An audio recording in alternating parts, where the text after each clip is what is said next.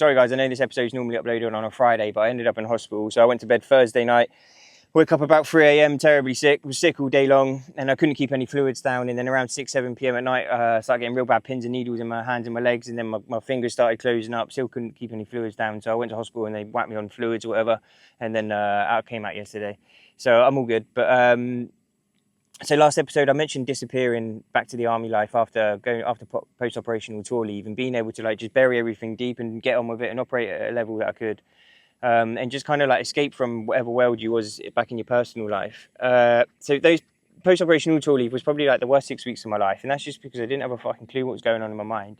So after like however long being home and like not being able to control thinking about Jay getting blown up, or just like those images of his face, or just that single moment where I got caught in that tree, like those moments stay with you, you know. And it was like I didn't expect it to happen, and I couldn't control it, so I just didn't really have a clue what was going on. But when we go back to battalion, when I went back to battalion, or when a lot of guys do, when you go back and put the uniform on, you are able to bury it and just get on with it because nobody notices that you are struggling.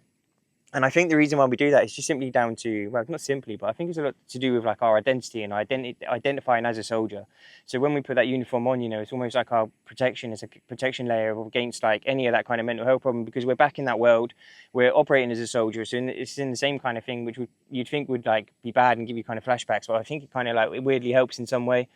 But eventually everybody has to leave. And I think when we do leave, we identify as a veteran, but obviously a veteran can only be a part of who we are. And a lot more guys struggle with PTSD when they do leave. And I think that's down to that identity change and that identity dropping, and then being susceptible to whatever kind of mental health issues we've been burying for so many years. So for me, it was like 2012 when we came back from tour to 2015, I buried everything deep or whatever. And they were like my operating years where I was like operating in the army absolutely fine. Nobody would notice a thing. And I was just cracking on, and then I'd go and leave and I'd just be in fucking shit state, just drinking, being an absolute bellend when I'd go out. And I was just an absolute cunt, to be honest with you. I'm not going to lie about it. So, and I think the reason why a lot more guys go through that, like I didn't speak up then, because it's like you get downgraded, you wouldn't be able to do the job that you want. And I had goals in my career, you know, I wanted to go and do everything that I wanted to do. And if you speak up, and unfortunately, if you do say, "Oh, I've got this going on," or whatever, to the levels that I did, then I wouldn't have been able to go and do those jobs. And I wasn't capable, because I was absolutely capable when I did go and do those jobs. But so there was a moment when I remember coming back from tour, and I spoke about it in one of the episodes, when I was on my dad's floor, and I was thinking about like I couldn't stop thinking about Jay getting blown up. It was just his face. It was like just his face, whatever. And I remember like being in that moment. I described it as like just being like a naked soul, and I know it sounds fucking weird or whatever, but I remember that because that was like a moment when I couldn't stop anything. I didn't have like my uniform. I didn't have anything. I was just like this, just nothing on the floor, just being completely affected by uncontrollable thoughts of whatever it was that we went through, you know, like when Jay got blown up, and then that single moment being stuck on that tree, and I couldn't control it. And that in that moment there, it was like PTSD. I realized PTSD can strip you of all of your identity, like all identity that you do hold. So it didn't, you know, I'd had no uniform on then. I had no ego when I was in that moment. And that's why I described it as being like this naked soul. And then I kind of like realized it was like being like that, not in the moment, definitely not in the moment, but I kind of didn't realize it like when I pictured it like that until like 2017, 18, when I kind of like started experiencing it again and being like, oh, okay, like, and started being able to look internally and kind of like actually analyze what was going on. And like, because I definitely didn't understand it then. I was only like 21 years old, you know.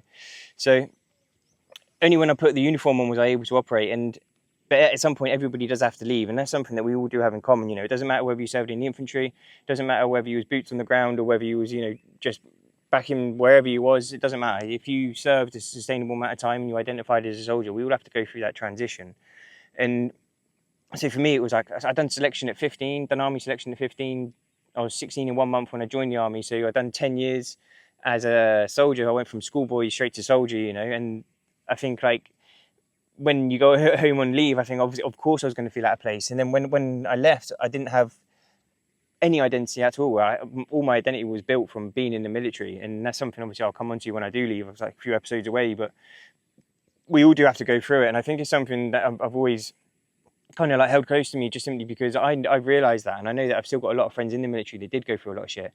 And I know that when they do leave, they're going to have that identity struggle. Whether they struggle with anything from tour or not, they are going to go through this identity shift.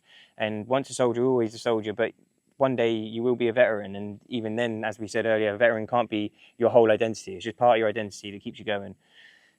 So if you are struggling and if you are leaving, then make sure you do come up with a good plan. You are going to be hearing from some veterans that come on the retreat soon, starting next week actually. Well, it'll be next Monday, June 2nd, they're coming out. So you'll be hearing some of those guys, you know, and there's going to be some guys that had real successful transitions. So you're going to be able to listen to their stories and how they went about it and listen to what their plans were. And then you're going to hear from some guys that didn't have the successful transitions, which I'll comment to myself in, you know, like quite a few episodes time when I left the military in 2016.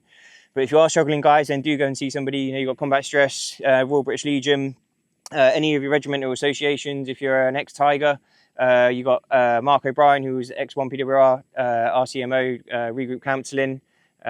Give him a call. All of them will give you like free consultations. Yes, there's maybe waiting times, but during those waiting times, you got all the lads that you served with. You know, every single one of them would take your call. As much as we all put up a Facebook status and stuff, say, oh yeah, I'm always free to take your call. Sometimes that isn't enough. So also, if you are one of those guys and you might not be struggling, reach out to your other lads if you know they went through something. Just give them a text and say, how are you getting on, Chagga? Cheers, guys. I'll see you next week. Hush.